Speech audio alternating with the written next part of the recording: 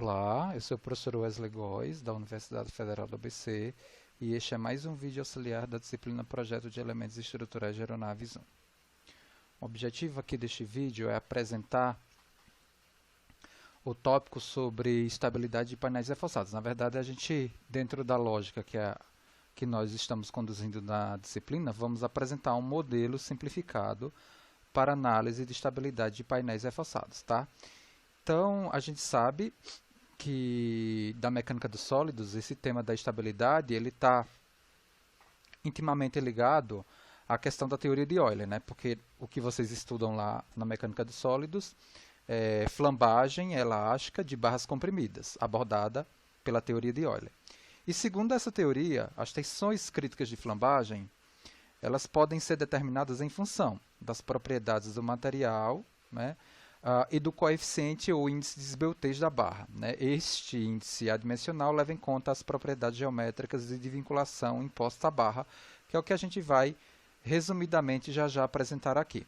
Por quê? Porque a intenção é apresentar o modelo simplificado para análise de estabilidade de painéis reforçados.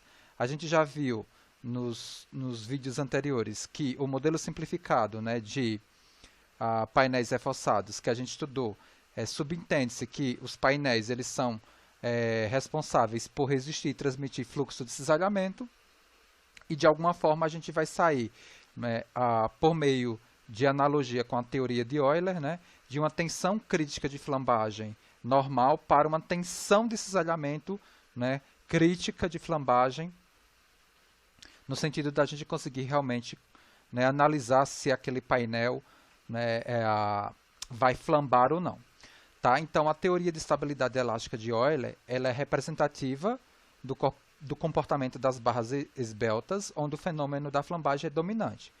No caso de barras pouco esbeltas, né, fenômenos associados a processos físicos de plastificação ou de esmagamento, né, a ruptura por esmagamento do material, acabam prevalecendo, ou precedendo ou até se combinando, né, com a questão da flambagem. E a chamada flambagem plástica somente pode ser levada em conta mediante formulação mais complexa que a gente, obviamente, não vai apresentar aqui neste curso.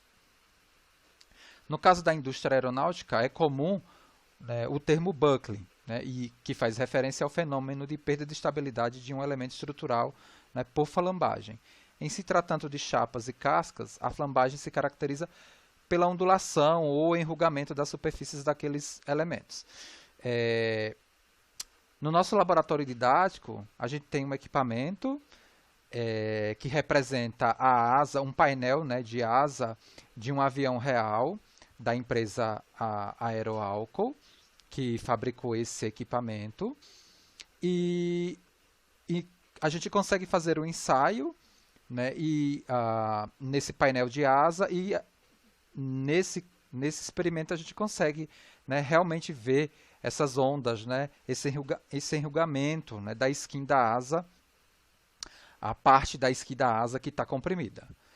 E a ocorrência, no caso da perda de estabilidade, ela pode comprometer seriamente a eficiência estrutural e deve ser prevista, ou seja, é objeto de cálculo de imagem de segurança, como a gente já aqui discutiu no nosso curso. Tá? Então, como a gente já tinha colocado, nesta nota de aula, a abordagem simplificada para análise de perda de estabilidade elástica das chapas será apresentada.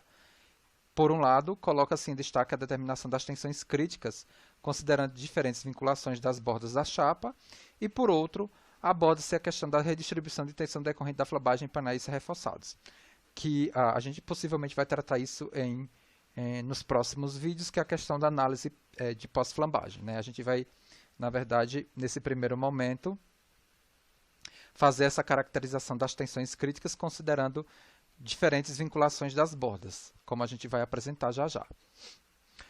Antes da gente destacar, na verdade, esse modelo simplificado, a gente vai, resumidamente, aqui apresentar a teoria de Euler, que é a teoria de colunas, estender isso daí, de alguma forma, para o bidimensional e depois fazer esse processo, né, que a gente já comentou. Né? Ao invés de tratar e caracterizar uma tensão normal crítica de flambagem, a gente vai passar para uma tensão de cisalhamento crítica de flambagem. Tá? Então, a relação que define, segundo a teoria de Euler, a tensão crítica de flambagem para barras esbeltas e compridas pode ser determinada pela seguinte expressão. Isso daqui vocês viram em mecânica do sólidos 2. Tá? Então, a tensão crítica de flambagem é π2 módulo da elasticidade sobre o lambda ao quadrado, onde o lambda ao quadrado é o comprimento de flambagem, que é o índice de esbeltez, né? Que é o comprimento de flambagem sobre o raio de giração. Isso daqui a gente explica aqui. No caso particular da barra biarticulada, né, onde o comprimento de flambagem é o próprio comprimento, né, da barra, de comprimento A, no caso aqui A, com seção transversal retangular de dimensões B e T, sendo T menor que B, e na condição de flambagem ocorrendo segundo o plano de menor inércia, essa tensão crítica resulta nessa expressão.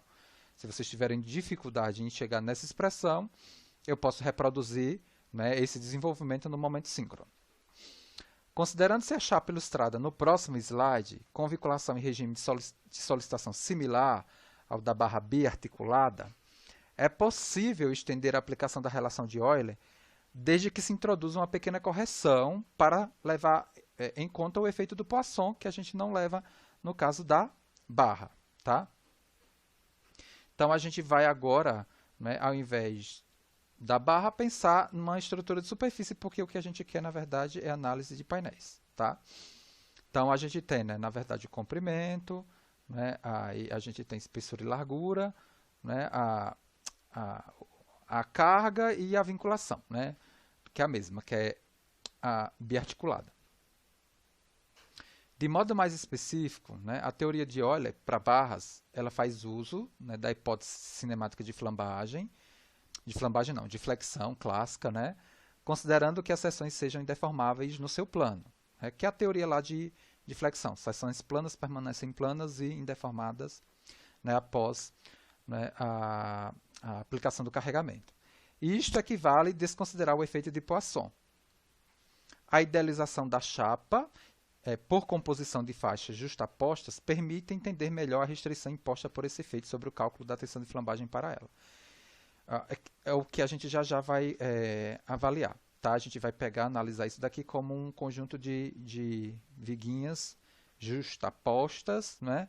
E aí enxergar o estado tensional dessa situação. Por um lado, supondo que a deformação por flexão de cada faixa não sofra qualquer restrição por parte das faixas vizinhas e que não se aplique a hipótese de indeformabilidade da seção do seu plano, esta apresentará distorção na forma em virtude do efeito de Poisson, como ilustra a figura do próximo slide. É isso que ele está falando aqui. Tá? Então, na verdade, a gente vai analisar a chapa como um conjunto de viguinhas. Se a gente considerar as viguinhas separadas, considerando aí a questão do efeito de Poisson, a gente vai ter a deformabilidade da seção transversal, né? Ao invés dela, né, a seção, né, comprimida, ela encurta, e a seção tracionada, ela larga. A gente tem, ao invés do retângulo, né, a seção permanecer retangular, né, ou quadrada, como é isso aqui, ela vira um trapéziozinho, que é o que ele está falando aqui. Assim como indicado, né, a linha de borda superior situada na região comprimida, que no caso, aqui está o contrário, né? Porque aqui realmente em cima está comprimido, mas aqui está mostrando o contrário, né? Ela largando aqui, tá? Mas tudo bem. Assim como indicado na linha da borda superior, situada na região comprimida da seção, tenderá a... não, tá certo. Tenderá a aumentar pelo efeito de Poisson, né? Tenderá a aumentar o seu comprimento inicial, enquanto a linha da borda inferior deverá diminuir em sua dimensão, né, da seção. É isso mesmo, tá? Desculpa. Né, porque o que a gente enxerga, o que eu estava falando era justamente essa aqui, né? Essa daqui, né? Longitudinalmente, realmente, ela, por estar tracionada, ela alonga, e essa daqui, né, por estar comprimida, ela encurta. Mas, né, essa daqui da seção transversal, pelo efeito de Poisson, né, é o contrário, né? Essa daqui vai alongar e essa daqui vai encurtar. Perfeito, então aqui está correto. Aqui, né? Perfeito. Então, assim como indicado, a linha da borda superior situada na região comprimida da seção tenderá a aumentar e o seu comprimento, comprimento inicial, enquanto a linha da borda inferior deverá diminuir sua dimensão. né, e a seção deformada, portanto, tende a assumir uma forma trapezoidal, como a gente já tinha destacado, que é o que apresenta aqui. Agora, se a gente considerar, né, o conjunto de faixas compondo a chapa, cada uma dessas faixas ela impõe, né, uma restrição à tendência de distorção, de forma, né, das seções das faixas vizinhas, bem como recebe delas a restrição à tendência da distorção de suas seções. Consequentemente, surgem tensões normais naquela direção. Então, se eu não tenho, né, se cada uma dessas faixas impede, né, a deformação nesse sentido aqui, y, então a gente vai ter uma tensão, né, uma força, né, e aí gerando uma tensão resultante nessa direção. Que aí ele consegue enxergar que realmente o estado tensional apresentado, né, nesse problema daqui, né, de chapa em flexão, né, é um estado plano de tensão, como ele coloca aqui. Consequentemente, surgem tensões normais na direção transversal àquela da flexão, que em parte inibem as distorções. Este efeito, somado ao fato que as chapas possuem espessuras finas, leva à validação da hipótese de indeformabilidade de toda a seção transversal da chapa, conforme mostrado, né, nesse slide daqui. Tá? Assim sendo, o diagrama de corpo livre de um elemento arbitrário, isolado no interior da chapa, fica representado conforme ilustrado, né, aqui, ou seja, a gente tem um estado plano de tensão. Trata-se, portanto, de um estado plano de tensão para o qual a lei de Hooke generalizada fica expressa, né, por equações que a gente já conhece.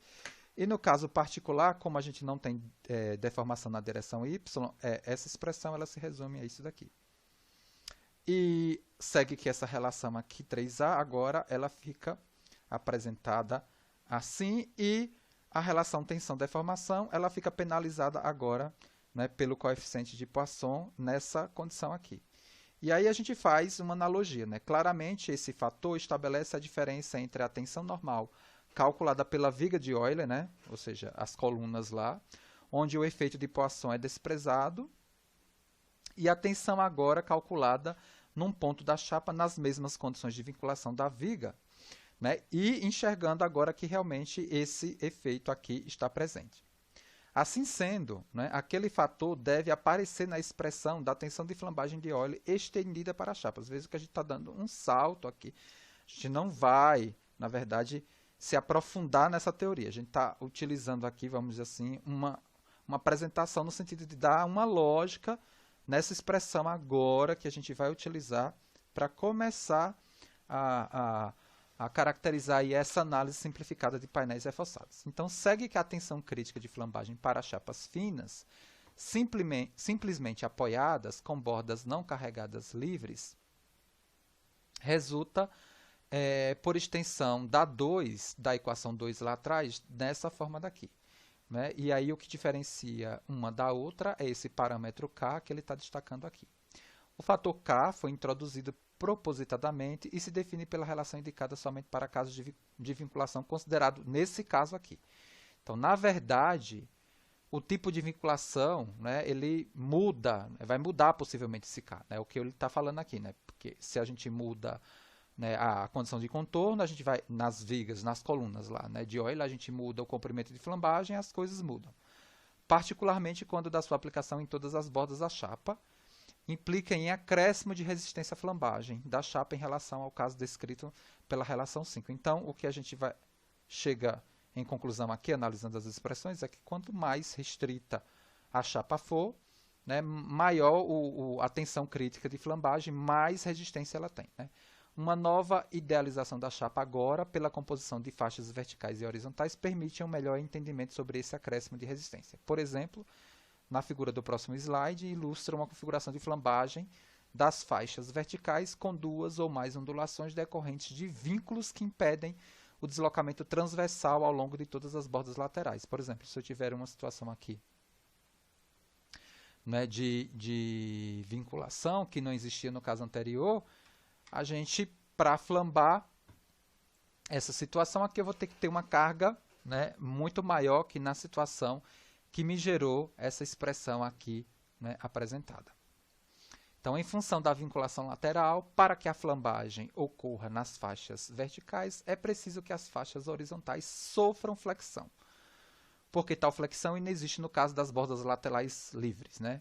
Comparativamente, aquele caso possui menor resistência à flambagem do que este. Agora, estendendo-se o aspecto formal da relação 5, que é essa daqui, se mantenha para qualquer caso de vinculação nas bordas, para prever as tensões críticas em chapas, é necessário identificar o parâmetro K. Na verdade, a gente teria que mudar né, ou seja, a equação, né, diferencial, problema de valor de contorno, como ele fala, né, representativo de cada caso em questão, considerando as condições de contorno diferente na situação aí, né, sei lá, totalmente engastado, ou duas bordas engastadas e duas livres, e assim sucessivamente. Então, mudou a condição de contorno, muda, né, o problema em si. Uma dessas soluções, né, de problema de valor de contorno conclui-se, por exemplo, para tensão crítica de flambagem de uma chapa sobre compressão e simplesmente apoiada em todas as bordas, a gente obtém essa expressão aqui, onde M representa o número de ondas na direção de compressão da chapa flambada. E por comparação com a equação 5, a gente tem que o K ele fica com essa apresentação agora. E aí ele pega uma situação aqui, né, específica. Nota-se ainda que para essa expressão, B representa a menor dimensão entre as bordas e A representa a maior dimensão. No caso particular de uma chapa quadrada, né, A igual a B, com M igual a 1, conclui-se, comparando os resultados da 5 com essa daqui, que a carga crítica de flambagem para a chapa com 4 extremidades simplesmente apoiadas é 4 vezes superior ao da chapa com extremidades não carregadas livre. Ou seja, bastou eu apoiar dois lados, né, que estavam livres, que a gente já tem um ganho aí, né, nessa estimativa. Né? Olha, 4 vezes superior da chapa de extremidades não carregadas livres. Né? Em geral, o parâmetro K depende das dimensões externas AB e também das condições de contorno através do parâmetro M. Então, a partir desse tipo de abordagem, com as contribuições de diversos autores, né, a gente construiu, foram construídas, tabelas fornecendo valores para a K, em função dos diferentes tipos de carregamento. Então, a tabela, né, do próximo slide, ela vai me mostrar aqui valores para chapas longas empregadas por algumas empresas, né, sendo que a diferença para as mesmas condições de vinculação certamente decorre do grau de simplificação adotado por cada um dos autores, né, que trabalhavam nas empresas que geraram, né, a cada um desses casos. Né.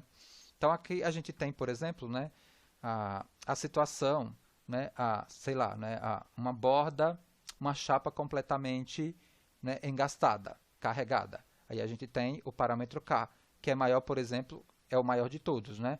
E aí a gente tem a situação, né, de 4 bordas simplesmente apoiadas. Né? E aí a gente vai procurando, tá vendo? E ele me dá aqui, né? Simplesmente apoiada, né, e engastada. Né? Se eu não tiver esse símbolo, é livre. Então eu tenho, por exemplo, 3 bordas apoiadas e um livre. Né? Aí eu tenho, né, um fator K bem menor, ou seja, possivelmente, né, essa situação aqui flamba primeiro do que essa daqui. Tá? Deixa eu ver.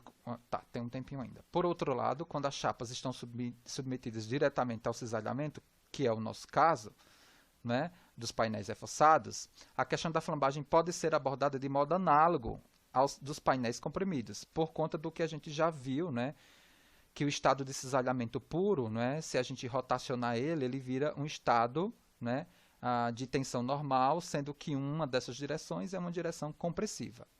E o que a gente vai fazer é justamente transpor essa situação, né, de expressão, né, para uma situação onde a gente caracterize aqui a tensão crítica de flambagem, né, para esses painéis, que é dado por algo muito similar ao que a gente tinha visto, só que com parâmetros K diferente, né, dessa situação aqui, que é para estabelecer a tensão normal crítica de flambagem, e no caso aqui a gente precisa de um outro conjunto de ábaco, né, que me dê esse parâmetro K, né, para que a gente possa justamente fazer a estimativa de tensão, né, de cisalhamento crítica de flambagem. E a questão desse desenvolvimento foi para você minimamente entender o porquê dessa fórmula. Veja que ela tem analogia com tudo que a gente desenvolveu, tá? Até esse ponto.